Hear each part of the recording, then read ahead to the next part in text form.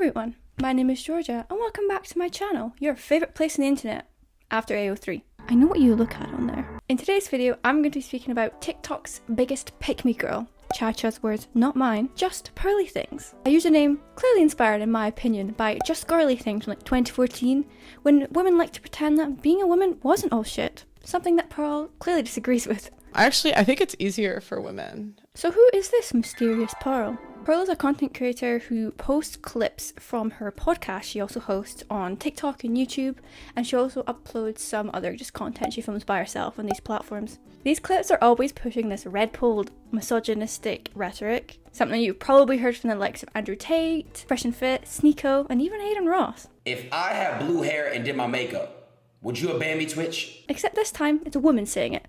So all the sexist men could be like, well, I heard a woman say this, so I'm not sexist. Taking a look at her YouTube channel, you can see that she covers, as I said, lots of right-wing talking points, ones that I'm fucking sick of hearing. But some of these aren't just about feminism and modern women. But there's one also by the NHS, random, and a video called The Rich Families Value Achievement, which just kind of is a bit classist by the title. By the way, the free healthcare one, the NHS one, is a video she took at a protest, I assume by junior doctors, which was over pay. They're paid terribly for the amount of work, like essentially high stress work that they do, and Pearl's trying to suggest that this is proof that free healthcare doesn't work. Because we all know that the US healthcare system is just amazing. Oh, you need insulin to live, and if you don't take it, you'll just drop dead? That's a couple $100 per month, please.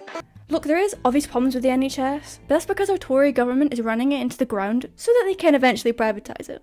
No party leader can run on the idea of privatising the NHS, so they just make it shit so that they can save it by privatising in the end. But I digress. It also looks like she had Nick Fuentes on her podcast, who is an actual fucking white supremacist. I am not kidding.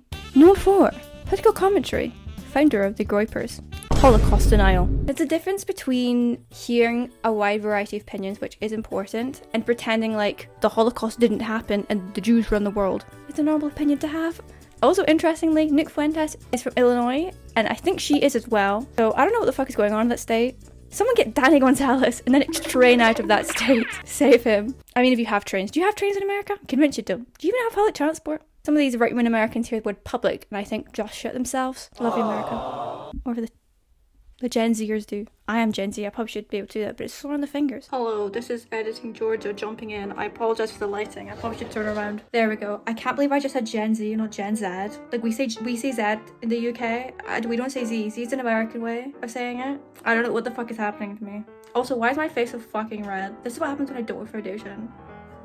Back to the video. Moving on to her TikTok, where you probably most know her from. I get so many videos on my For You page, but not of like her videos herself, but people stitching her videos and just dunking on her. She has been banned from TikTok 4 times. She's on Just Pearly Things 5 now. I know TikTok is known for just banning people all willy-nilly, but 4 times? She never gives up, does she? I'll give it to her. She's pretty resilient. Some of the takes I have seen in her TikTok are just insane. And there is one that I think is the most insane, and we will get to that later on in the video. But first, I want to look at some other TikToks she has made. There was a girl that came from North Korea. She came to the US and she heard about therapy and she was so confused. She was like, wait, you're going to therapy?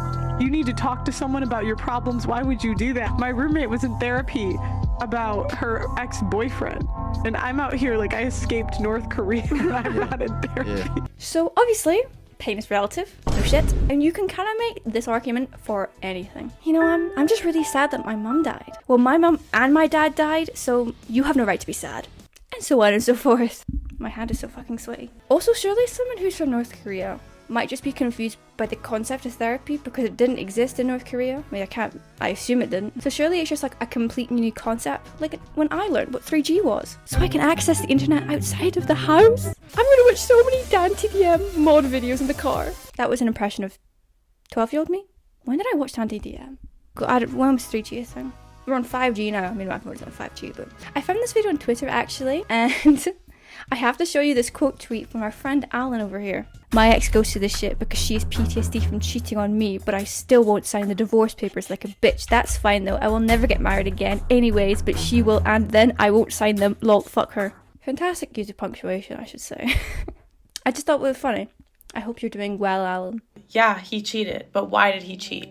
And a lot of y'all got triggered, y'all got mad. And my point is, a lot of you guys are shitty wives. I'm sorry, you are. You put all the blame on him and don't take any accountability for your part to play in it. Now, I know this is the most unoriginal comeback, but where is your husband, Pearl?